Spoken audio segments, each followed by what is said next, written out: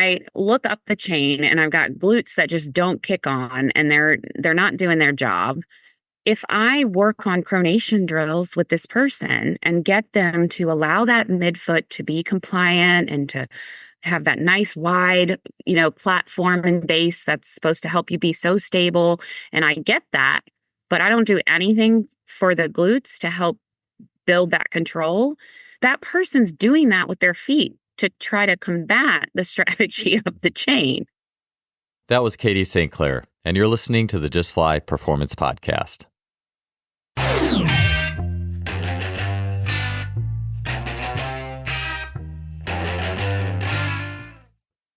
Today's podcast is sponsored by Gym Studio. Gym Studio is a frictionless gym and studio management software. It can effortlessly manage memberships, schedule classes, track attendance, and even automate billing. To check out what Gym Studio can do for you, head to gymstudio.com and set up your free 14-day trial in less than 5 minutes. Welcome to another episode of the podcast, and thanks for tuning in. This week's guest is Katie St. Clair. Katie is a fitness and strength coach and educator with over 20 years of experience, and she is the founder of Empowered Performance. Katie's been a multi-time guest on the show speaking on biomechanics, movement training, exercise design, and variations.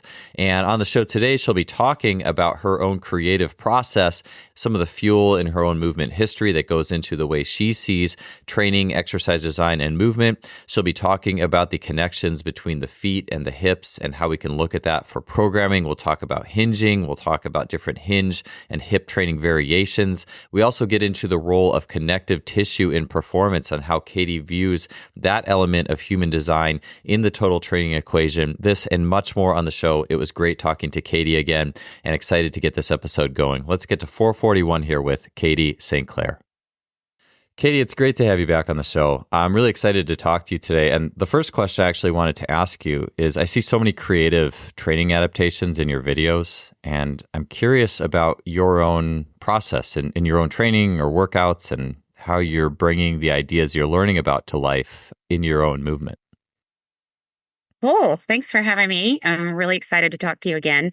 I have evolved so much over the past, 25 years, but I think in the most recent, I want to say 2 years, I've really come back to my gymnastics background. And I know before we got on, you were talking about watching kids. I was just at a gymnastics meet for one of my best friend's daughter, who's 10. And I was watching all the girls, and her strength and conditioning coach was sitting next to me. And he was asking me about okay, because I was an elite gymnast, a level 10. And so I was in that world for a really long time. And so he was asking me questions I've never watched gymnastics before, but I love working with Campbell. And what are you seeing? When you see her vault, and I was talking about power output and stiffness in her shoulders, how she's not able to get that, good rebound off the vault, and, why that might be in a body like her. She's very mobile. She's got these beautiful long lines where she can point her toes perfectly, but she's not really able to generate power like someone like Simone Biles that's got a lot more stiffness in her system. So anyway, the reason I'm telling you that is because what kept coming back to me as I was watching gymnastics is really the people that are really good and talented have a blend of both of those two concepts. And I've sort of moved entirely away from training muscles, and I think more about training connective tissue, tendons, and what's happening at the muscle tendon unit and then at the connection to the bone, and how the way that we change an activity to be dynamic in a certain way. So I stopped even classifying things as your traditional isometrics, tempos, plyometrics. Those are all really useful categories, but I have this other category of dynamic is all I know how to call it. And what I mean by that is sort of dynamic can be more propulsive, creating more stiffness, more overcoming, and then dynamic can be more yielding and allowing for compliance and suppleness. And so if you think of a kangaroo versus a gorilla, and maybe that's not even the best way to categorize, but something that's a little more stiff and able to generate a lot of force and pressure and create bounce that's short and stiff, versus something that is going to create more of that compliance and yielding. And I think when you give people enough of both of those things, their bodies adapt and you get what the resulting, outcome of that is a body that is ready for anything. And so for me, I just want to be ready to do anything I want at any moment. And I recently just started playing pickleball and I love it. I know my son calls it like old people tennis, but but it's so fun. And you get out there and it's quick. And like, I didn't realize how quickly I would adapt to it, but I did play tennis for years. And so it wasn't like totally, it's kind of like ping pong at tennis. And the best part about it is it showed me that the training that I do is making me good for, I haven't lost any of those qualities, even though I don't do like official sports anymore. And I just think that's what I prioritize when I'm working out. So I'll do my main lifts because it's really important, especially at my age. I'm 45. So I want to stay strong. Like that's the number one thing. I think women in that age range need to be lifting heavy and not just like 8 to 10 reps, 3 sets of everything. I think if you can get to the point where you're doing 3 to 5, you know, reps and you really can load up, I think that's like the key to staying really strong for the long duration, but then also training that connective tissue. So like today in the gym, I did like drop rear foot elevated split squats where I'm just like dropping a weight, falling quick. I did some yielding type push-ups. And then I also did more stiff kind of pogo hops on my hands. So I'm always kind of like playing around with both sides of the coin and allowing my body to experience that in my accessory work. And then I'm just making sure I hit my basically the only lifts that I do that I go for increasing load and keeping that strength perspective is a squat, like a bilateral squat's a little offset for me. And we've talked about that. And then a bench press and then some sort of single leg hinge, but I don't do a deadlift anymore. So that's kind of my training in a nutshell. Yeah. I don't know if that you can ask me questions, specifically, but that's kind of where I go with things mostly. Yeah. One of the things you said, well, yeah, pickleball. It is funny. I was playing it with, I think it is kind of old people tennis in a way, but I do think it's a great way to get young kids into racket sports on a low level. Because if you try to play tennis with a child, especially a normal ball, it's way too fast in so many ways. And I'll just play pickleball in the basement with my 6-year-old son, and he loves it. And we don't even have the exact rules. We just hit it back and forth and try to avoid this post. It's just fun. So it's like everybody. I think it's something that's cool for everybody. But I've always found this. Do you find this the same way that it's almost like when you start doing another sport, it's like this. It's like I guess the best way to phrase like idea children. Like like there's all this movement that you're doing in the sport, and I think, at least for me, there's so many ideas for movement that come from play that I normally wouldn't have had. And then I go back and maybe I do formal weightlifting or whatever it is. And there's more there because you're doing something that's really complex and it's fun. And it almost puts the brain in a different state to see movement in a different way. So, and then plus gymnastics too, with how much movement's there. So it just seems like it's such a cool, like, I don't know, I guess a grounds for all these ideas to come through. Yeah, for sure. And I think what I post on Instagram, obviously a lot of times there's, some very creative ideas on there. It doesn't necessarily mean that I'm doing that stuff all the time in my training, but I'm using it as a way to or have a process, I guess, of being able to create an exercise based on a need that someone has versus just doing it because it's like kind of looks cool, or I'm trying to get more of a muscular, tension in the glute. And like, that's, for hypertrophy or whatever. Like, I'm not really thinking that. Usually it's like, well, what am I trying to do with the joint? How is that impacting the connective tissue? So what's my speed and tempo looking like when I'm doing this? How stiff is it making someone, or how compliant? And why would I do that? Why would I do this one thing versus the other thing? And so it's interesting when you start thinking about, because I do a lot of, obviously the positional type stuff. And so when I start thinking about, okay, what's the position of the joint now? How is the speed and the type of load changing the way the connective tissue is going to have to respond? And then what does this person need in that area of the joint versus this person? You know what I mean? So then you're just playing around with all these different variables to hopefully give somebody a little more of what they need. Yeah. With the joints and the connective tissues, it's so interesting because we all when we're in exercise science, we all learn about the muscle. It's like muscle centric world and ATP, sliding filament theory, and whatever. And then it's almost like the next level is to start thinking about the skeleton and joints and those pieces. It's just funny though, because a lot of that stuff has been around for a while in the sense that it was Vern Gambetta had recommended this book called The Thinking Body by Mabel Todd. It was like 1937. And she's like, the core of movement is actually the bones, because that's what it's like what creates your posture. It's what supports you against gravity. It gives you your sense of position and feeling in the world. And I think about like something that Jay Schrader had talked about.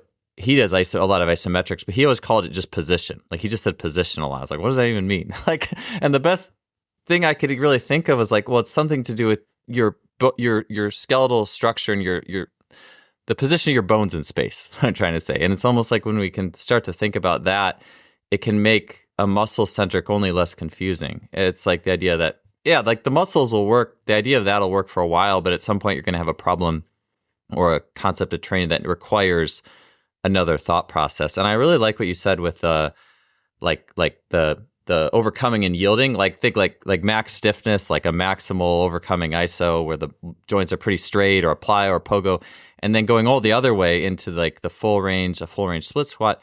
And I just think it's funny because we normally would say, okay, well the muscle's long and the muscle's short, and well, can the muscle figure out everything in between or something? Like if that's the only thing we have to work with. But if you suddenly think, okay, no, like connective tissue behavior, can the connective tissue be as stiff as it can possibly be in that position? And then can it yield maximally in this position? That you just think about the diversity you're creating in movement. And you just, I think you have to open up what you're looking at to be able to do that. So it'll be interesting to see if ever those university curriculums change at all based on some of these Oh principles. gosh, I know. You got to wonder. I mean, I teach a whole lecture or a couple in my course just on this stuff because I think I've seen so much great change in people. Like, you think about like pelvic floor rehab or something. Great. Okay, let's relax the back of the pelvic floor and like help somebody feel being able to lift the front of the pelvic floor. But like at what point are we also deciding to say, okay, is there too much laxity? Is there too much stiffness? And if I just change that, it's not pathology. Like, even like I think about like from a PRI lens, you'll hear the term pathology a lot. So you see this like straight leg raise, and then you pull the leg all the way up and you're like, oh gosh, well, that must be pathology because based on the position of the joint and the way the hip is positioned, we really shouldn't have this much of a straight leg raise. That's just coming to mind because you said that about straight leg raise before we got on. And then I'm like, why are we doing a 90-90 left hip shift? Like, how is that going to help them gain more stiffness at the tendon? Like, how, you know what I mean? Like, why aren't we also at the same time, not saying that's not a great positional drill, but then we need to follow it up with something like a pogo or like some kind of hingy movement that is really tugging on that connective tissue to help it rebuild and to get strong. Do you know what I mean? Otherwise, we're just going to have pathology all the time. And maybe when you see a hip hike, it's not positional at all. Maybe the hip's hiking because there's so much laxity, in the pubofemoral, iliofemoral, ischiofemoral, any of those ligaments just don't have the structure they need. So if they had the structure, maybe the hip hikes wouldn't be happening. Maybe it's not positional.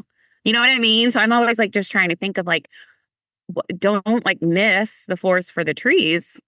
You know what I mean? Like the position's important, but so is the training adaptations that are going to help someone actually maintain the position. Yeah. Yeah. In so many ways too, I feel like I always think about how can any, I guess you could say like biomechanical issue or just issue with movement or having a pain history, but how can that be solved with the most like gait-like or human-like or natural human movement possible? Because those things innately have a pretty good amount of stiffness required in a lot of situations versus, like basically just getting up off the ground and moving. But it's always, that's what I'm constantly trying to think about is like, well, what could a loaded sled, drag or pull or lateral, like what can I do with these things that are more upright and moving that I'm more used to? Like, and I'm always trying to find how to feed everything into that, basically. It's less confusing for me, or at least it's the thing I'm most familiar with, but it also, can load those tissues really well too. Yeah, because if you're not getting stronger and or at least maintaining your strength, then what are we doing? Yeah. Yeah. Yeah. I wanted to ask you too with some of your, I don't know if I've seen, I know you post a lot of exercise videos on Instagram, and social media is just an interesting animal in its own right. But the playlist that you have had associated with some of your courses, like just like it's like your upper body push, upper body pull playlist, those types of things. I've found those to be tremendously helpful because it is like just the basic adaptations you have. Like for example, even doing like a serratus push up where you have a kettlebell on the ground and you do a push up, but then it's like a reach at the top. Just simple stuff like that. That I think sometimes on social media it's like, oh, it's not cool enough. But it's like everything has this little twist to do this little like extra but really beneficial functional piece to it. And so I was just curious, like when you go. Or like to like you have like wall walkout to a push up, wall walkout. I program that. That's in my programs all the time. I write St. Clair wall walkout to push ups. Oh, Yeah, great. it's in there. So, anyways, but I think about like when you do your traditional strength sessions, like you go to work out. What part of that is like you exploring some of these things? Hey, I want to try this or this or this versus, hey, I'm just going to do this workout today. Just because I do the same thing in like running and sprinting and plyos and throwing all the time. Weightlifting, yes, but not as much. So I'm just curious where your exploration is for some of these things. So hard. So I've actually had people program for me, and in EP we have like 14 different 12-week programs. That's like for the group basically. And so I could do any of those. Ashley Barry does the programming now. But when I get stuck in a program, it's sometimes really hard for me because I am trying to teach about movement. And so if I don't have enough time to play and explore, then I feel like, and I only have so much time to work out. So if I can work out maybe 3 days a week and, and play pickleball and do other stuff in my life, then, you know, it's hard to be locked into a program. So I basically just get in those main lifts, just get that done. And only what it takes me like today I did a squat and a bench press, like 5 to 8 sets. I think maybe 6 sets of 5 reps. So I mean, I was done with that pretty quickly, And so then the rest of the hour I can spend playing around with accessory work where I'm just exploring different concepts. I just like to have fun with my body. I mean, it's why I did gymnastics for so long because I remember I made up this trick and it was named after me for a while. I was in the state of Florida, but and it was on accident. And it's like, how does that happen? My brain just made it happen. So I'm left-handed, but I'm kind of ambidextrous. And so like even pickleball, I've been switching my hands and I didn't know that was legal. I don't know if it's legal in tennis, but I never did it. I played right-handed. But anyway, so I think my brain sometimes has a hard time figuring out like what side I should use. And I've always kind of struggled with that. So there's this exercise where you basically stand on one leg and you kick the opposite leg over and do basically a back layout, but you land on the single leg on the opposite side. So I'd stand on my right leg and kick my left leg over into a back flip, basically, and land on my left leg. Well, I don't know why my brain did this when I was a kid, but I did it off my right leg, switched my legs in the middle of the air, and landed on my right leg. And I got extra points for this because it was like a new skill. Oh, But nice. my brain wanted to take off on my right leg and land on my right leg. So I just think like if you're exploring stuff in the gym, sometimes what your body naturally wants to do, like at first, you know how somebody tells you to do like an agility drill, like maybe coming over a step and like doing, I always see these people on Instagram who are amazing. They're doing like these crazy agility drills. And the first time you do it, it feels kind of awkward, but then your body naturally tells you what it should be doing, like what feels right intuitively. And so when we play or when I play in the gym and leave time for exploration, it's a understanding of movement in a way that I wouldn't get from a textbook or from somebody teaching biomechanics or theory to me. And so when I teach, a lot of times I'm like, let's just get up and go move. Like we need to just like feel this. You guys, let's just go feel it in your body because isn't that the way we really understand what's going on? Like I can think about it and conceptualize the what should happen, but if I tell someone to do something and I expect this certain outcome and then it doesn't have that outcome, I've just created a map of movement in their body that isn't what I intended. Yeah, that's another thing too, along the lines of like, what are we taught, and then what is the thing you actually need to know. It's I was thinking about doing some sort of social media post like this. I was like, I don't know how it's going to work, but it's almost like we're taught, or the way that movement's instructed is you cue someone first, then they do it, and then like exploration is like that's not even on the table. Uh, Right. when It's so bizarre. when in reality, it's kind of like my I don't know, pyramid or flow would be, do the movement first, maybe with constraints. You constrain and then let the person do it with whatever, however they want to do it, and then it's exploration, and then it's cueing. Like that's, I feel like it's just we've kind of flipped it, But I know different people have a different, probably like everyone I think does. We were all children at one point, so we all love to explore everything at one point. And I got a 1-year-old that we're in the process of basically kid proofing.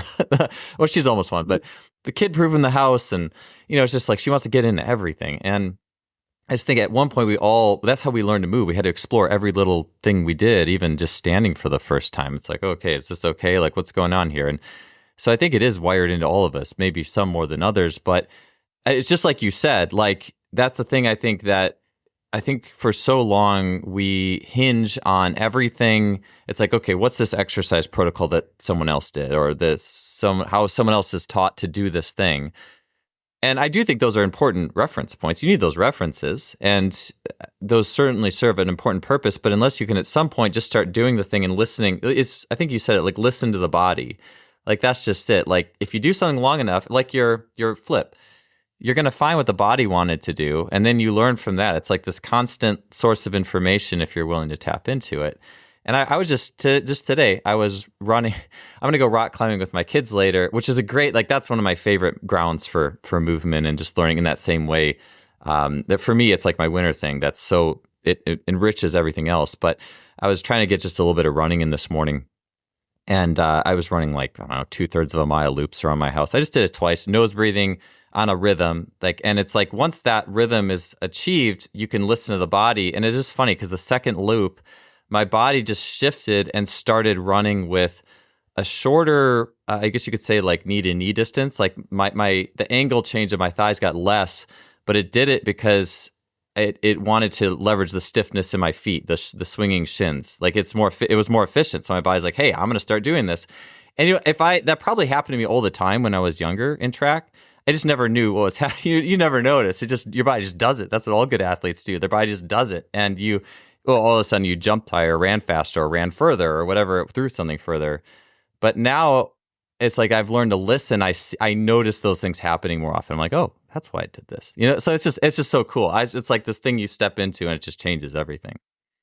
Yeah. And so you basically just learned a principle that you could probably have to read about in a book for 500 pages to tell you. You Yes. just learned, you know what I mean? Yeah. It's so funny. We overcomplicate, me, myself included, by the way. But yeah, like if you just kind of like feel your way through it, it starts to make sense. And like, why did I do that? Oh, yeah, that does make sense why I did that? So I love movement. It's fascinating. It is. It is. It takes so many reps. I think that's the thing is like it happens when you get older because you had to have had, I think, a certain amount of reps. Like I think that the phrase is like the mundane to mystical, where it's like, okay, I did this mundane thing, da, da, da, da, da, and all of a sudden, like, whoa, this is what my body, like, this is awesome. It's like at the end of a lot of reps, and maybe that's why it's not taught because it's like the way that we're typically taught. Like here, I say this, you learn this, you recite this back to me, but true learning, I think, and especially as expressed through the body's movement, doesn't operate quite on that level. And so it's like you're tapping into a different thing in a way. Yeah, it's actually being creative, which Yeah. is the one thing that is missing from learning, in my opinion. And that's on all scales, like children all the way up to adults, is we've lost the emphasis of creativity and instead favor right and wrong. And when you let go of that, it makes you so free to accept and to appreciate the variety of possibilities that are out there. So, I just encourage people like creating things. You don't even have to have a reason. Like, what if you just did this thing and you liked it and it felt good in your body? It's like, well, eventually you do it enough, you're going to learn why, Yeah. and it's Yes, like that exactly. creative process. So I'm Yeah. really big on that because I think there's a lot of in the industry, there's just like a lot of systems and a lot of Hmm. rigidity with things. And it's like, okay, yeah, I get the system, I get this, but like, isn't it okay to move outside that system and to incorporate many different things and just see what works best for you? And because that's what I want to teach my clients. I don't want them to come in and follow this rigid program. I actually want them to learn what we're trying to do so that when they are by themselves or doing some other exercise or some other sport, they are understanding what's happening and how they can work with their body to improve it when they're not with me. Like that's the goal, you know. Today's podcast is sponsored by Athletic Development Games. The new Athletic Development Games Play Boost Library is an app that is filled with engaging games to build athleticism in kids ages 4 to 10 in a fun way that builds a love of movement and movement learning. Games include those for speed, hand-eye coordination, jumping, and the essential athletic movements. The app is great for parents and also sports coaches and trainers who are looking to improve their own library of engaging games and ideas for athletes. To learn more and sign up, you can head to athleticdevelopmentgames.com/app. That's athleticdevelopmentgames.com/app. Yeah. Yeah, for sure. And to have that, like, that's the trick is like how to allow that facilitation. And in some ways, I think it can be, I think back, some of these experiences make just such an interesting mark on me. I remember I trained with, he was Dr. Tommy John then. He got rid of the doctor a few years ago, but he was really into a lot of like Jay Schrader's methods, which are very like long iso holds, very high rep, like just very mundane movements. Like, hey, take this 2-pound dumbbell, grab it and drop it, like 100 times or whatever it is. And he had me do 100 like 3-way hip circles where I'm just standing there. And I'm like, I literally did, let's see, 200, 1,200 total movements. It took me like over 10 minutes, but it's just interesting to think about. And he didn't say a word to me the whole time. He's like, yeah, just go do it. And to just think about after all those movements, well, I've really sat there with this movement a long time. Like if I go do that for a few more weeks, because it's such a simple thing too. It's hard to screw up, and eventually it gives me a ground. There's something in a program that lets me learn something, versus, hey, do it this way, that way. Yeah, that makes sense. I wanted to ask you, Katie, so this was a big question I had for you, and in the realm of creativity as well, and just the way of thinking about movement is we talked about the staggered squat last time, or maybe it was 2 times. I think it was last time, where like instead of just being on the ground, constantly doing breathing and correctives, if you can get up into the movement and you had like stagger the leg, like the left leg a little bit behind, and you can reinforce through those main methods. And you just mentioned with the single leg, like you don't deadlift anymore, like the single leg. I was curious what your thoughts are with that for hinging and deadlifting patterns. If there's anything that's there that you also, it's almost like you graduate, from like all the corrective, the confusion, and then you graduate, you could do it in the main movement. So I'm curious, why you moved to that, and or just thoughts on how to capture those things in hinging patterns as well, or single leg hinging patterns. Yeah, cool. So I have some really interesting thoughts about this. We had a call in my academy the other day, and we just explored a lot of this, and it was super fun. And I felt like people came away with like a lot of, the exploding brain emoji, where you're like, oh, okay, this makes a lot of sense in terms of the constraints. So I can maybe try to touch on that a little bit. So for me personally, because I was a gymnast, there was a lot of laxity within my pelvis. So primarily, I would be in a right split just based on doing more things from the right lead leg. But also I had a left split. So, but over time, those tissues are pretty lax. Yeah. So then, you try to do something like a deadlift and you don't really have the stability around the pelvis that you need to control the motion. And so a lot of it then ends up coming from erectors, lumbar, QL, all of that stuff, not to mention the incredible asymmetry because this gymnasts were like twisting a lot. And that's in all sports, right? So if you're, or not all, but like if you're playing tennis and golf, like there's a lot of twisting going on and your body adapts to that. And usually there's some sort of compensatory pattern, whatever you want to call it, where you're sort of turned more one direction or the other. And so, you know, we can use a single leg position and constrain it in a way to look out for the laxity to help build a little bit more control in the motion. So whether you want to call that stability or mobility or however you want to think of it. So contain the joint a little bit, but then we can also create a positional change by what type of hinge we do. So I could do a kickstand hinge versus, I call it a B-stance hinge, but I don't even know if that's right. It's like the back leg is hinging and the front leg is like a kickstand. So then it's like turning you towards the femur versus a kickstand. Either you're going to be more neutral, like both sides of your pelvis are going to be facing the floor, or you could potentially even turn away from the femur.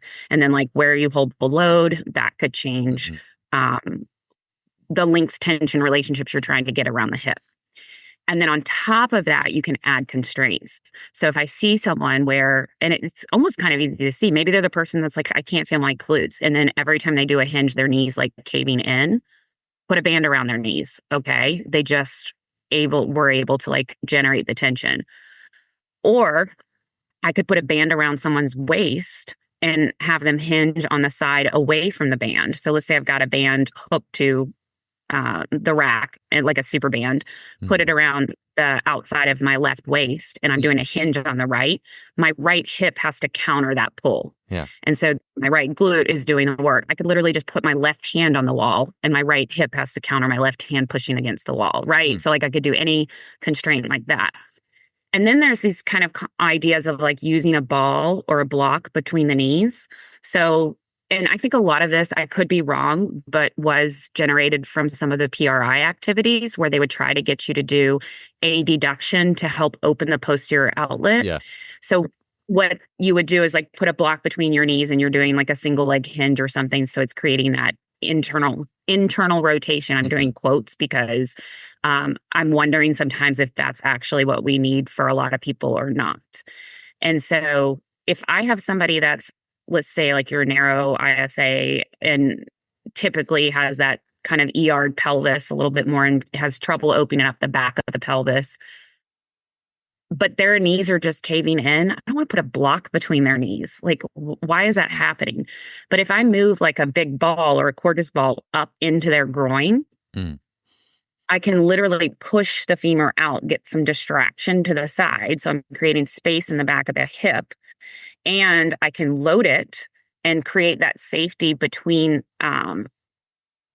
if you think of like the femur sort of falling in. So if you have laxity in the front of the hip, like pubofemoral, iliofemoral ligaments, like in the front, and or another way to think of it is like, this is kind of hard to explain without like having a model to show, but basically imagine that is coming forward in the socket. The femur is coming forward in the socket and dropping in. It doesn't mean, in my mind, I don't see it necessarily as like turning into internal rotation, but literally like collapsing in. So I have a video of a client where she's doing like a sideline drill where you shift your right knee forward to get the glute to work on that right side. So it's like a right glute max activity. And so you're just kind of doing like almost like a clamshell for people who are familiar with that. And you can see her femur. And if you look at the line, she's trying to get her glute to work, but the femur is literally dropping down and in and adducting at the more proximal area. And there's like a dent in her hip. And she never feels her glutes. She can't feel any of those activities. So I wedged a ball up in her groin to push the femur out and had her do the same thing. And sure enough, glutes on fire.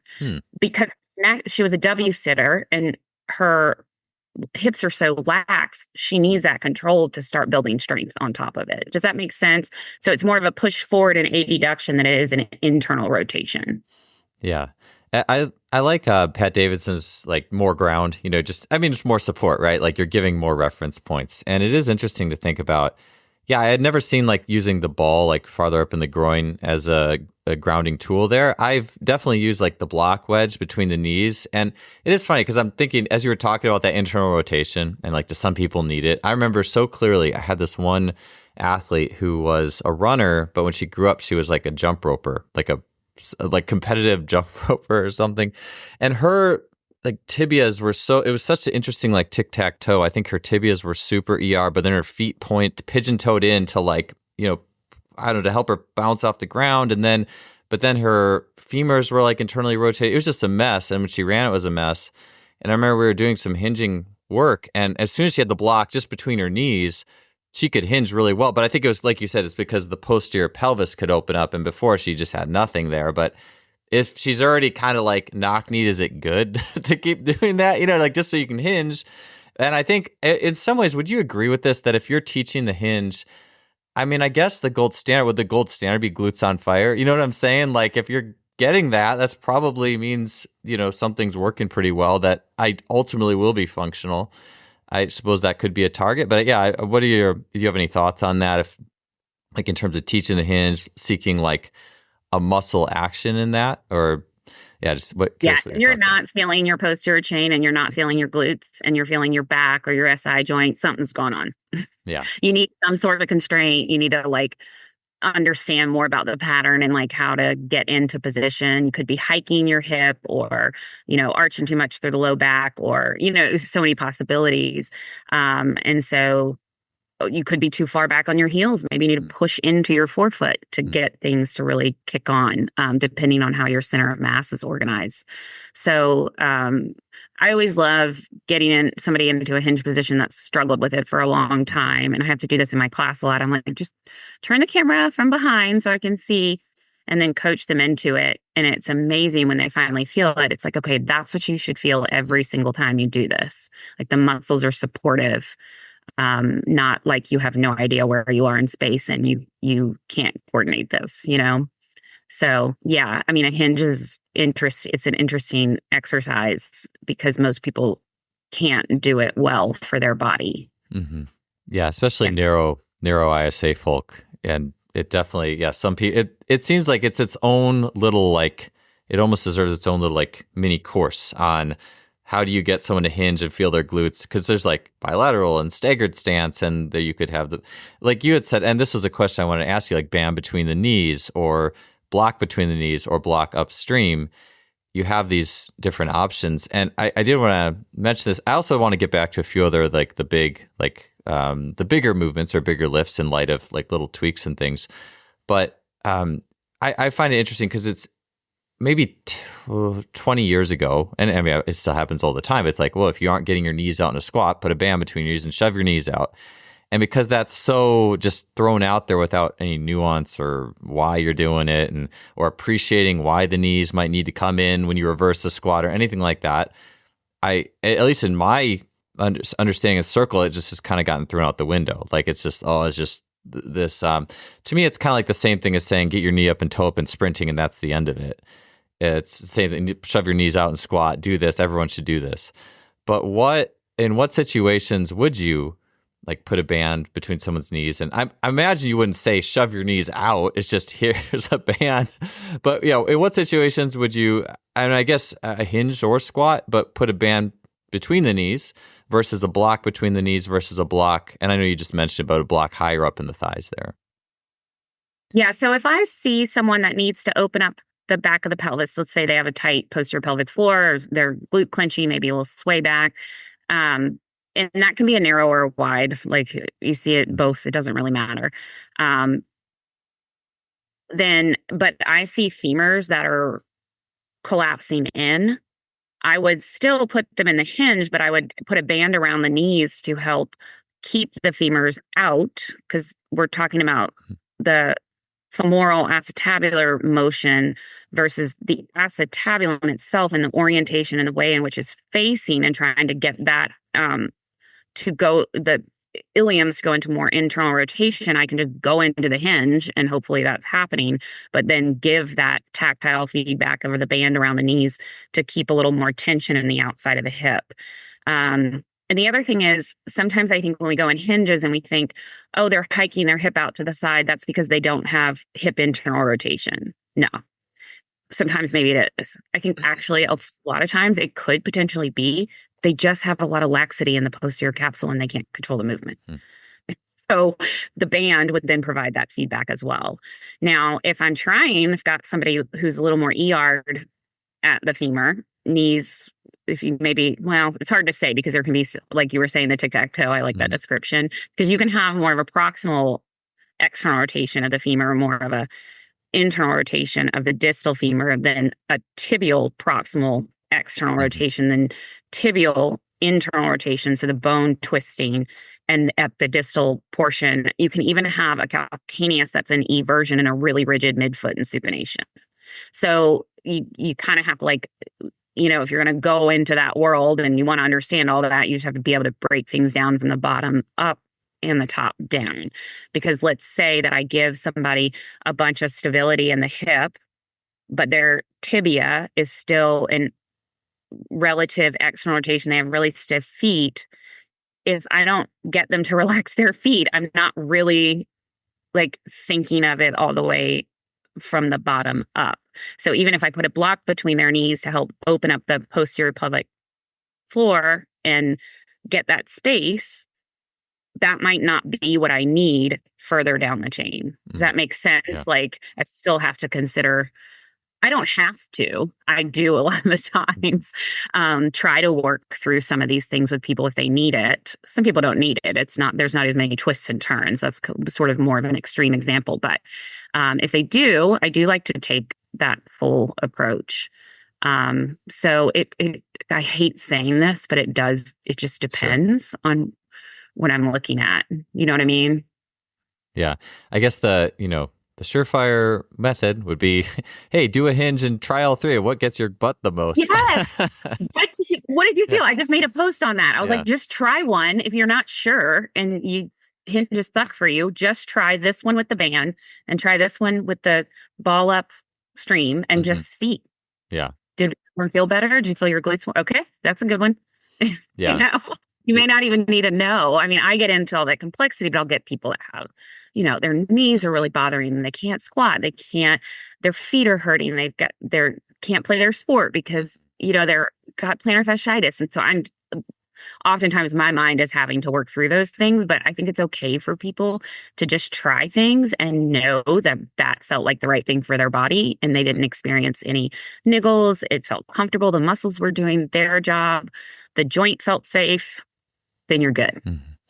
Yeah. I think that's something that, I've trying to piece together. It's almost like things that should be in a program that are athlete driven or client driven. And that subjective experience of, hey, this felt good, this muscle felt good here.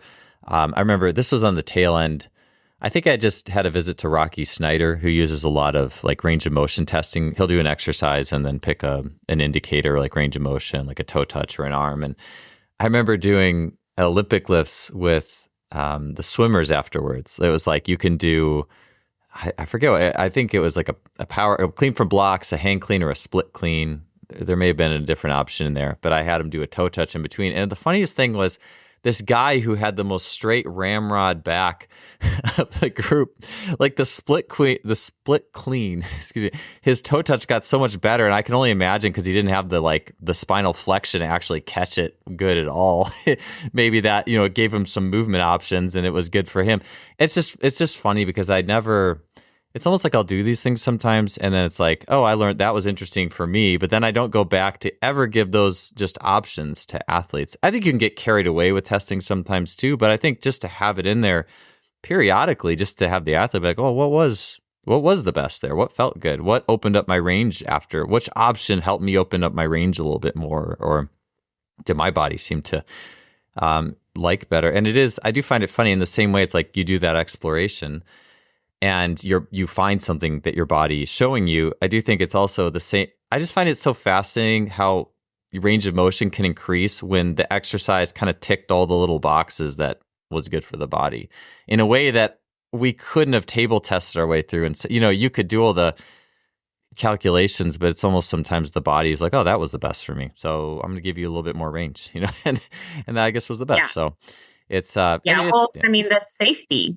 the nervous system feeling safe to do something can be half the battle. And like the split clean is like a perfect example of a ballistic exercise that is creating stiffness and yield. So it's having more of an impact in my mind on the connective tissue Mhm. than just doing something like a regular split squat goblet hold. You Mhm. know what I mean? Yeah. Where I'm doing just like this tempo down and up.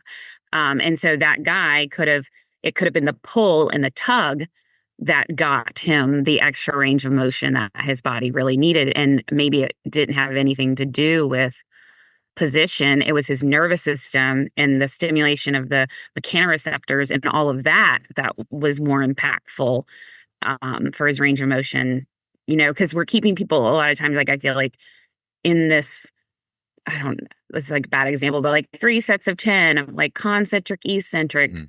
tempo, whatever. But in my mind, it's the ability, kind of coming back to what we said in the beginning, to allow people to self organize and have that dynamic, propulsive experience and sort of yielding experience. And that's sort of what creates a lot of change. Yeah. Yeah. Yeah. When I would test occasionally when I first got into, and it is tough because sometimes I'm like, okay, is my mind playing tricks on me if I'm doing this range of motion test? Because it is more objective than just did that feel good. I mean, it is great, but it's nice to have some sort of metric or marker. And when I would do depth jumps, like I would just do like just jumping off a 36-inch box and land it. And my range of motion would go up because it's almost like my body's like, all right, like this is cool. We like doing. So it's Yeah. just interesting to see, whatever pressure and the connective tissues we're experiencing, it's like my body was like, okay, this is good. And it would even be more improved than doing like an isometric lunge or something. Like I would do an isometric lunge or a longer isometric hold and I would get a small change, but then I'd do that drop and I would get a very large improvement. So, but I'm sure a lot of people would do that drop and get a decrease immediately in the range of motion, it being too much for them. But yeah, I always found that fascinating. I kind of thought why. I was like, oh, my nervous system just liked it, but there's more factors at play clearly. Yeah, yeah, I think so. I think, and to give people that experience is to give them the gift of actually enjoying movement again, because we don't all, I mean, it's so interesting because I think about all the training I did for so many years with people: squat, push, pull, lunge, hinge, like, and just kind of going through these motions of muscle building and strength. And there's nothing wrong with that, but I just see things so much broader now that it if I want someone to live their best life, like really feel good in their body, I need to get them to the point of jumping and falling and being able to trust their bodies as soon as possible. And whatever that means. Like it could be not a depth jump, but I'm just kind of hopping off a step, like, because they're not ready for that. You know what I mean? But it has to be something that's like a real movement, not this arbitrary strength thing. Those are all useful, but I feel like we're so far in that land. We need to come back to, for everyone, not just athletes. I know you work primarily with athletes, but I work with people who are in pain and are scared to move, and I don't want that for them anymore. Yeah. Yeah, even being able to just do a depth drop off of a 12-inch box or 18, I'm sure is. And you think about like children at the playground, they're jumping off from 5 feet and landing. And it's like, but it's joyful. It's like, yeah, this is amazing. And I didn't have to worry about anything. And just to have some level of that when you're older, it doesn't have to be that, but it should be something. So I'm sure they could play for anybody. Yeah, yeah, there is. I mean, I think about what I do with some clients who haven't experienced that in years. And one of my clients, I was kind of mentioned her earlier, and she was afraid to move. She was told not to move, don't exercise. And she's doing skaters, med ball slams, box jumps, like pogos, all this stuff now. Like, why would she not want to do that? That's what we're supposed to be doing. Yeah. Yeah. And her knees aren't exploding. Mhm. Nothing's happening, but we did have to start small. So pogo hops. Okay. Like that's where you start. And then you just sort of build over time to get them comfortable with it. Yeah. Yeah. The pogo, one of the most simple. Yeah. If you want to bring it to the most simple things, it's like the most. I feel like if you had like all these different rocks of movement and archetypes of movement, that, that springiness is so essential and could be scaled infinitely. Yeah.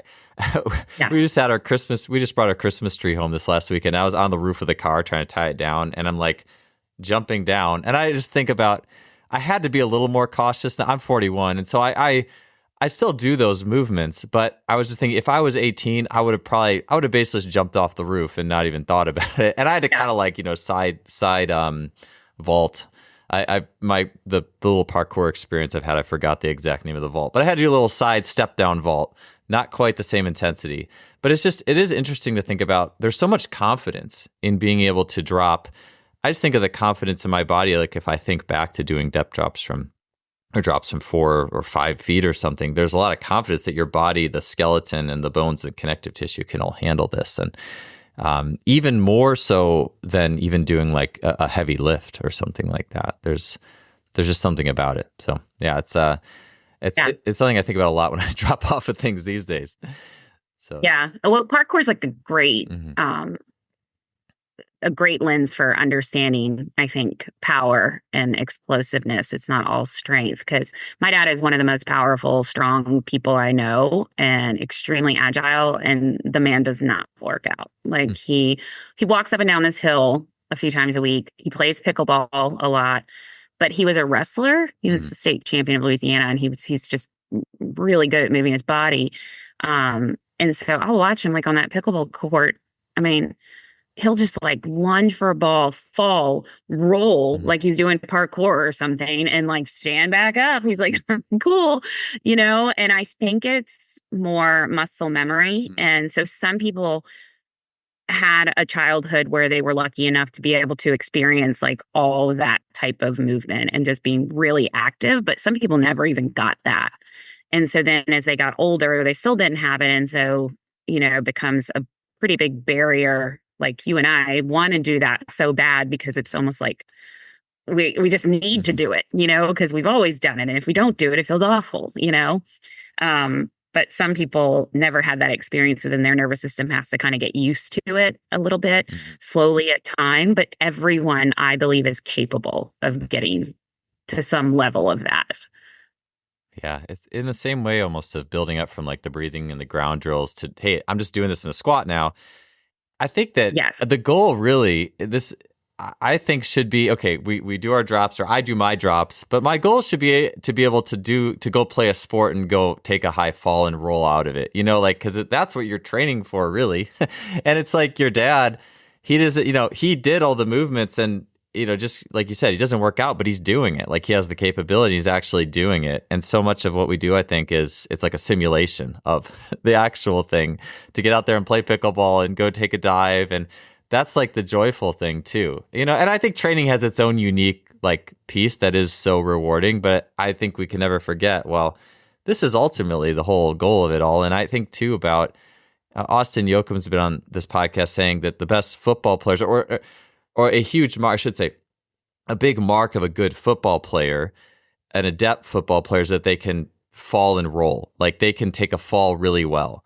And I think that's just like you said, wrestling. I think that's such an important skill that it's not something you can teach with a lift either. Like you have to it's something you just have to do. And it's how the body is so beautiful with how it's like, yeah, what muscle was responsible for that roll you had on your side? And it's so cool to think about that, like how important that is, and sustaining some form of that, whatever it is as you grow And older. I'm not saying the strength training is not really important. Like Mhm. I helped my neighbor, she couldn't get her dog up. He broke both of Yeah. his ACLs, his back legs.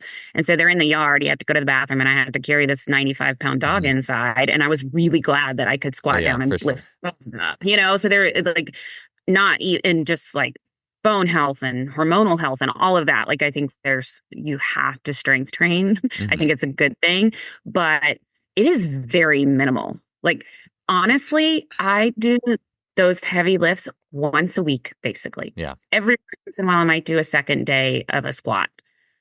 I could pretty much do nothing else and I would maintain that strength. Yeah. I mean, that's the crazy part. I could just spend 15 to 20 minutes 3 times a week just doing that, as long as I'm active in the rest of my life.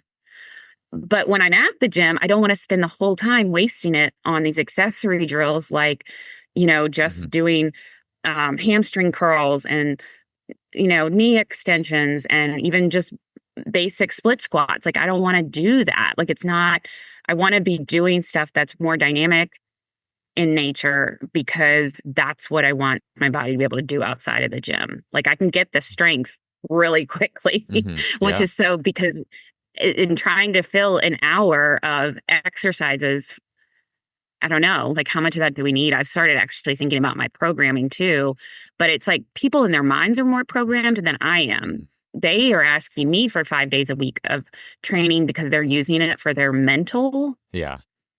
And I'm sometimes like, but your body doesn't actually need all this Hmm. hypertrophy. It doesn't need this extra Yeah. strength training. It might be counterintuitive. You know what I mean? And I'm like, oh, I fight that battle a little bit because a lot of people do use the exercise, like traditional gym exercise, as a way to de-stress. And Yeah. uh, Yeah, it's like fighting a stress with a stressor.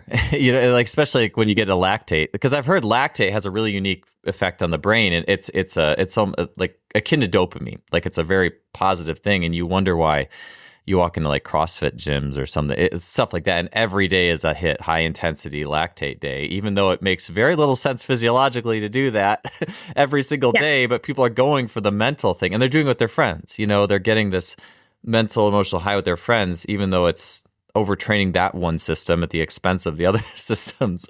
But right. it's interesting, to think about why, and it's even like how we start with we do something because it feels good, and then later, the actual format or logical format is a side effect or something we do later. Yeah, exactly. And I think um, the intention is really good, but I have a thyroid disorder that developed after my son's accident. Just they think it's just from stress. It's Mm. probably my pituitary gland. Anyway, I've had everything checked out, and I'm fine. I'm on medication. But because of that, I've really had to learn to respect my recovery and what am I subjecting my body to. If I want to go play 3 hours of pickleball, I actually am going to have to recover from that. I'm going to have to think about that. You know what I mean? Or if I'm going to hit the gym really hard, then maybe I'm not going to be able to play basketball in the street with my kid because I'm going to be too tired. So, like, I'm always thinking about what's the minimum amount that I can do to maintain the things that I want to maintain in my body without having to overdo it so I can recover really easily and still live my life and make it up till I got to put him to bed at 8:30, Yeah. and not be exhausted and be able to teach and talk to you and like Yeah. use my brain and all of those things because when your thyroid shuts down, it just feels like nothing works. Mm. Your body doesn't work, your brain doesn't work, you feel exhausted all the time. It's like you're in a state of just breakdown constantly, but you're not doing anything. Mm. And that was like the first time in my life I've ever had a health condition. So I never really understood what that felt like, to have something like that. But it's really given me a new found respect for um taking a step back when you got to and really like how I haven't lost any strength in this Mm. process, which is so interesting. But and there was a few weeks where I just like couldn't do anything. I just walk. But as long as, like I said, I did those lifts like once a week, that's pretty much enough. And then the recovery from that is really easy. Yeah. Yeah, especially too. Well, yeah, that like you said, it's its own skill to work around those things. And it also I think gives you appreciation when you work with clients who are high stress or they have like a lot of things eating into their recovery. It's like, oh yeah, it definitely going through those things or at least similar things yourself builds a lot of at least for me things I wouldn't have otherwise. It just being like for myself, I mean, just being like, having, kids and business and all that stuff, the stress of that, and be like, okay, how can I most efficiently train? I'll do like a intense sprint workout. It's like, nope, that took me like 5 days to recover from, and just rescaling and things like that. Yeah, Yeah. exactly. And then you're like, I mean, it's the same thing in business. I just started hiring people to do everything for me Yeah. because I'm like, I the amount of time it would take me, the stress that's going to add into my life when I can just pay someone $35, $45 an hour to like go through some back end stuff that I can't keep up with. It would kind of be the same, right? You're just outsourcing in different ways and finding ways to give yourself more time back so you have the recovery you need. So then when you're doing the thing that you're actually good at, and that's going to produce the most gains in your business to help you move forward, you're focused and really in tune and not too tired to make sure you do good at that. You know what I mean? Yeah, it's its own skill for sure. Like and it's like the body, in some ways, the body is a barometer of how much stress you've taken on yourself, and how you can distribute that without question. But it's amazing, you maintain that strength with one lift a week. I think those anecdotes are so important because a lot of times we get caught in this. It's like a fear if I don't do this heavy strength this amount of times, and I've found that. And I had a conversation with Julian Pinot on like the bones and strength, and it's almost as if. I know for me, the times where I've been the most explosive, where I can, in like college track, especially rings a bell, like going out and high jumping and triple jumping and doing plyometrics and all these things. I maintain my strength so easily with such a small amount of lifting, like in strength to body weight. It was just so ridiculously good. And it does. And in times where I've let that basic structure, that bone and connective tissue structure get weaker, where I've lost like some of the reactivity. It takes so much more lifting to maintain that level, and even then it's not quite as good. It's just been that, and it's for me it's more my superpower the way I'm built, but I do think it is a general principle. But instead of plyos, it could just be like other basic athletic movements or derivatives or similar things that can maintain that strength. I think I did want to talk about the foot. You mentioned you've been doing a lot of posts about that, and I think in so many ways that's a gateway to that supporting system. So you mentioned it, Katie, about the foot needing to be on the same page as what the hip is doing for various movements, and you were talking about hinging. But could you share, and we can close up with this, but what some key connections that you are looking for between the foot and the rest of the body, and maybe that changes for movements, so hinging or squatting or things like that. But could you talk about like how you're trying to connect those things in your programming? So it depends on the person. If I see a lot of twists, like I described, and you can go on my Instagram and kind of look at some of this stuff. But let's say I do notice more of the femoral internal rotation, and then you see the tibia more proximal rotating out, and you've got that twist. Well, you can actually work on twisting it in. You can get medial hamstrings to help pull that tibia back in. But let's say I've got a foot that's really rigid and I've got a really high arch. And I look up the chain and I've got glutes that just don't kick on and they're not doing their job. If I work on pronation drills with this person and get them to allow that midfoot to be compliant and to have that nice wide, platform and base that's supposed to help you be so stable, and I get that, but I don't do anything for the glutes to help build that control, that person's doing that with their feet to try to combat the strategy of the chain. Because if my femurs are falling in, if I just go into a supinated position of the foot and hold like a really rigid arch, then all of a sudden I've got the control I need. So I'm basically using my feet as my glutes. So if I don't address both ends, then I'm probably not, the things I'm doing might not stick as well. Now you can do that simultaneously, which is how I do like to do it a lot of the times. You can use certain wedging at the foot to help drive, but you can also just teach someone how to create the connection at the foot. So when I go into a squat or a split squat, my knee needs to travel forward over my midfoot and my toes. Oftentimes, though, people will do that too fast and end up gripping with their toes, or their center of mass is so far forward they're gripping with their toes, so the midfoot actually can't relax. So if you teach someone that as their knee goes down, you're going from if you feel the bottom of your heel on the outside lateral aspect of the heel, there's like a little bony prominence there that you can feel. And then if you feel the inside front of the heel, you can feel that same bony prominence. So as you're going down in the split squat, let's just use that as an example, you can feel that outside part of your heel heavy. As your knee starts to go forward, find the inside front of your heel and don't ever lose the inside front of your heel. You may also feel that first met head as your knee keeps going forward, but if you lose this first inside or that second inside heel contact, you're not going to get the midfoot expansion that you need. And then as you rise up out of it, as you're coming up and the knee is straightening, you can try to find that lateral aspect again. And so just the coordination of doing, you might look at like some of Gary Ward's stuff where he's doing the pronation drills and you're trying to find those, points at the foot, but I think you can actually do it in your regular exercises too and learn to feel those positions all the way up the chain. And sometimes that's going to elicit the response in the glutes that you're looking for anyway at the same time. Yeah. Hopefully it wasn't too hard to like visualize.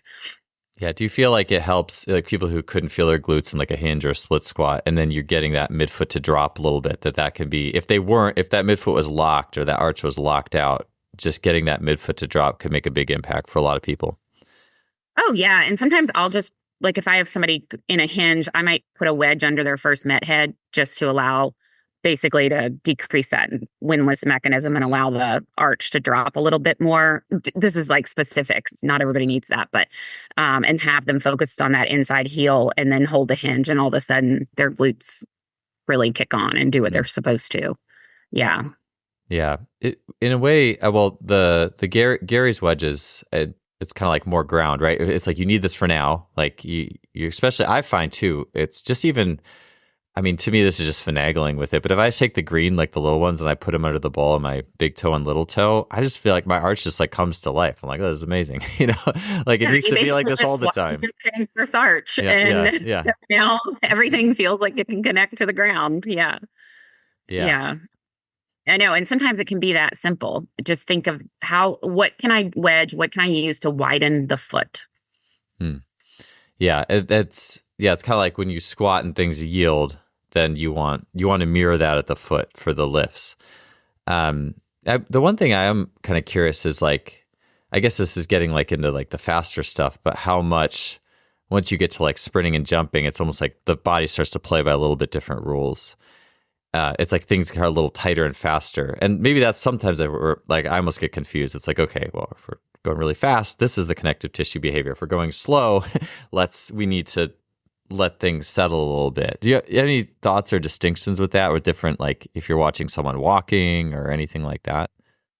Yeah, absolutely. So if, let's say I don't have enough stiffness in the lower limb, or I can't create that, decreased ground contact time where I can be really springy. Think about it like this. Have you ever seen someone, they're running and it looks like they're everting and caving in, and they're sort of like flat and like sinky into the ground. They can't really stay on the front of their foot. You know what I'm talking about? Like when you see that, it's just like an awkward gait. Now imagine that person, even though they're everting and falling in, actually has a really rigid midfoot. Why would that be?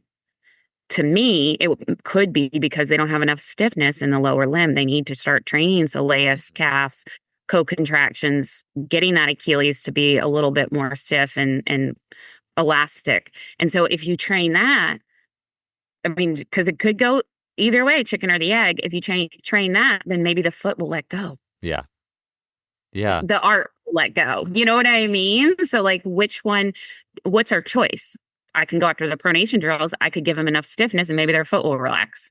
So I always think that's very interesting. Like what we go after, It's kind of like that, what you said right at the beginning of this conversation, or even just like something like a squat, or like, you're big yielding, or you're like your jumps and sprints with less, but it's like the foot as well. You got your pogo hops and your stiff response, and then you have your wedge drills that let everything settle. It's like, well, if you just do both, I suppose it's probably a pretty good place to find some answers, Yeah. Yeah. And it's interesting that sometimes when you give people what they don't have at one area, they end up getting what they need at the other area. Yeah, that's a good way of putting it too. Yeah, if you had, especially too, I think back to, not that it's not, if you have work with competitive swimmers, having them run for conditioning is a terrible idea. But watching swimmers run, I find it's very interesting to see what you're saying, because a lot of them have very little stiffness in their lower leg for a good reason. But you do see a lot of that. So if they did want to run someday, then that would definitely be, that just is the first thing that comes to my mind, if someone had like that stiffness need in the lower leg, and just seeing how that changes everything, versus, all right, we need to go into this. Yeah, just that more simple solution that can hopefully bring up a lot of things. And yeah, it's interesting You to have. feel it in your own body. So I'm going to make a post based on our conversation today, about, you had asked a question about like, what are the things people don't pay attention to on your social media that actually Oh, are yeah. like find more important or whatever. So I'm going to make a post about that today, but you'll kind of know. So I was doing this rear foot elevated like drop thing today, and then I recorded a version that was more stiff, where you basically like your front foot, you're just hopping from the floor. It's basically like almost like a pogo, but you're loaded in a rear foot elevated split I know squat. what you're talking about. Hop up and down on a bench, so the lower limb gets like more of that stiffening type effect, and you're going really quick. And so when I did it on my left leg, totally different experience, right? When I was a gymnast, I mean, I took off my right foot all the time. So like I'm used to, my body has like a lot of springiness on that side. I don't have as much on the left. So even just that can tell you a lot. What's it feel like to do a pogo on the right? What's it feel like to do a pogo on the left? Like, okay, your left is really struggle bus. Do a little more of this on the left, It's kind of amazing if you just pay attention. And a lot of times I do think it's the connective tissue behavior and not as much positional in nature. That's interesting. I like that, because it's almost, you think about all these buckets that they need to be filled before you make the next decision. It's like, all right, well, do you have enough systemic stiffness in this area? Yes or no. If you don't, I don't know, we could mess around with all these drills for like an hour, or you could just get more stiffness in that tissue. Or you could get more stiffness and things wouldn't compensate so much. Yes, that's exactly what I'm trying to say. It's like, okay, which one do we want to go after? And that could be dependent on the person. If somebody comes in to see me and they want to, do something athletic, and they don't have a lot of issues going on, why am I going to spend all this time doing these complex breathing drills when I can just get them moving and think about like what their body needs? And that could be different side to side or whatever, and move on with it, Yeah. Yeah. So I do want to actually, I want to expand on that last question that I had as kind of our final question here. I did want to ask you one thing just quickly with the foot, just because I thought this was fascinating. You had it in one of your posts, and it was like a late stance, kind of you're on one of those calf stretching boards or something that looked like it, and you had your toes on it and your heel was off, and you were like twisting into the toe off, if that makes sense. I don't know if you remember something like that. I just thought that was really interesting to me. And I think, you're talking about like the arch flattening and more of like a mid stance type things, but I'm curious, I haven't had many conversations regarding the foot in more of a strength situation in toe off and rotational relations to those types of things, because obviously when we do walk and sprint, especially, there's rotations that are going up and down the chain. If you remember that exercise, I'd just be curious, with what you're looking for with some of the rotational pieces as it relates to the foot. So when I did that, I was just thinking about going through the full range. So if you put your toe on a wedge, you're creating an uphill drag, basically, which is going to stiffen the foot, create more of a supinated shape. Yeah. So I went all the way up, and I was turning towards the femur as I went up to get more of that kind of forcing the external rotation up the chain. So like, I know I'm kind of I'm an extension and I'm rotating over the femur, but I'm actually like forcing that external rotation. So going into a really high supinated shape, keeping contact with the first met head. And then because of the wedge, I can go all the way down, fully eccentrically load. So my heel is literally on the wedge, and I'm in a dorsiflex position, allowing my knee to go forward. and allowing my arch to drop. So I'm basically in full eccentric load. But like if you just had your foot on a step and you went down eccentrically, hear what I'm saying? Like without the heel touching anything, can you Yeah. see how like never get pronation in that Yeah. position? Yeah. It's just a supination. Yeah. Yeah. So my idea was like actually getting pronation, which is the full length, and then going up to supination Gotcha. while spinning my calf. Yeah. Because I was just seeing the end. I think it was just like the tail end where you're like, you're on that foot, you're on the wedge, like you said. And that's an interesting thing as well, because I've seen like plyometrics done where it's like a power jumper super cat and the athlete's on a wedge. So only their toes and forefoot are hitting. So it's a very like stiffness supination response. Yeah. So it's like, yeah, it's almost like calf jumps, but hey, you want even more stiffness? Now do this, Yeah. But yeah, it was like that. And then, yeah, you were just twisting into it. So it's almost like taking even more external rotate. Like supination is externally rotated anyways, but it's almost like you're putting more into it, which would be like a super, I don't know, super toe off. I'm just looking at it. I look at it from like the explosive capacity perspective, if that makes sense. Like, Yeah. So, I mean, you could break that exercise in half and say, like, who needs this side of the point and who needs this side of the yeah, point? yeah, Oh, working with a basketball player, maybe I'm just going from that not externally rotating, but just stopping at that heel raise and then learning to drop down and really get that compliance at the bottom into pronation. So I'm, you know, creating a little more of that suppleness so I sure. don't Yeah. tear or something Yeah, like that. But exactly. working with the person I said that's running and they like can't control the motion, then maybe I'm keeping them up higher and forcing that supinated shape to build a little more Hmm. stiffness. I don't know. Like I Yeah. just think about it like that. Like what do we have and what do we want?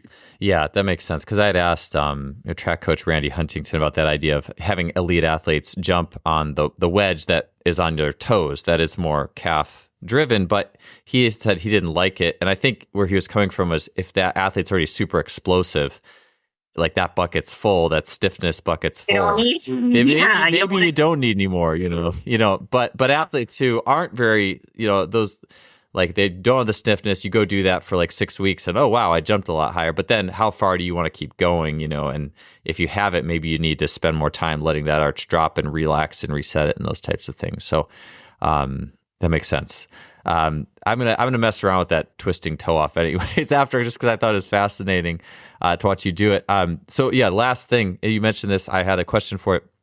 Yeah, things you post that I know for me a lot of times it's like motor learning related topics. I'll post something and it's just like you post on social media, it's like crickets. It's like like but it's like I could see why people don't think motor learning is interesting. At least the title, itself. You call it something else, maybe it would be. But yeah, things you've posted that you're like, oh, I love this. This is so cool. But there wasn't that response that you were. I guess we're all hoping for, right? With the way social media goes. But and you mentioned a little bit, but yeah, I'd be curious to hear more about that. social media is so weird. Like I have no idea what's going to get a response. Actually, I do. If I post anything about glutes, it's probably going to get a Yeah. response. But in general, I'm just posting like anything that I use in my classes. It's useful, but I do think what we talked about today. So I'm glad we got to talk about it because I think in a format like this, people are going to want to understand and learn more about connective tissue properties and how to train them, and how that can influence things that are uh, positional in nature, like coming at it from the back end, I guess, a little bit. So yeah, but when I post about it, it's Yeah. like, what is she talking about? This is so weird, Yeah. or I just think it like I don't know what people look for on Instagram, to be honest. Yeah. Maybe that's a good thing.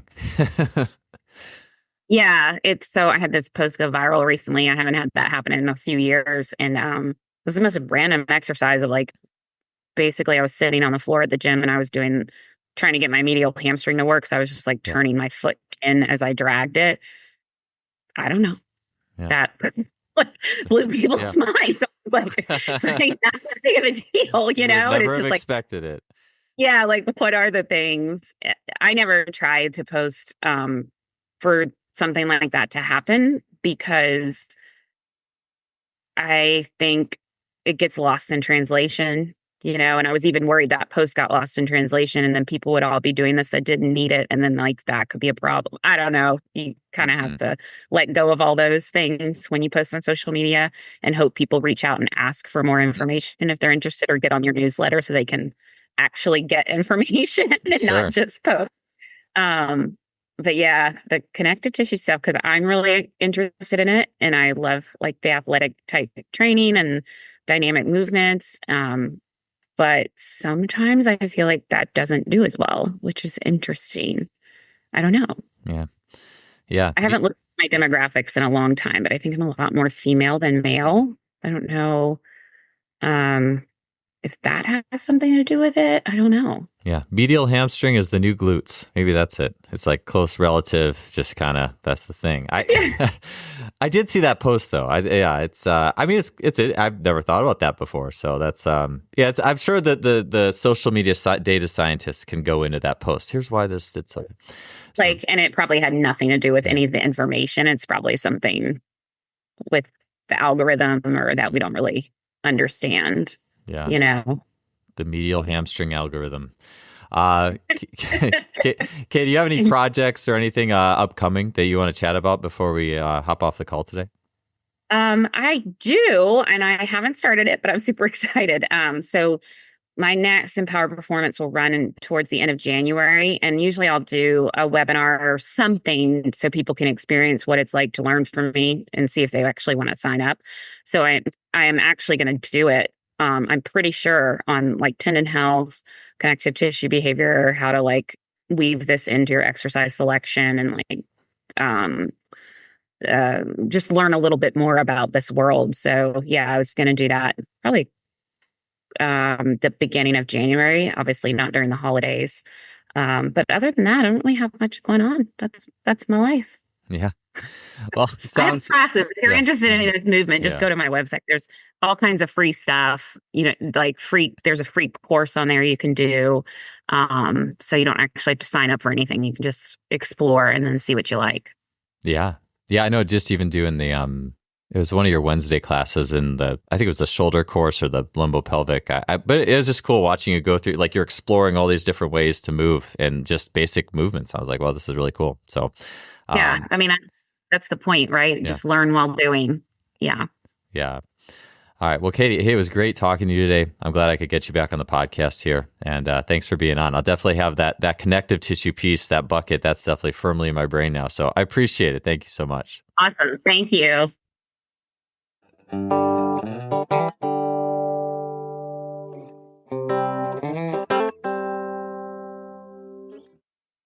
Thanks for tuning in to another episode. I appreciate you being here, and I'll see you next week.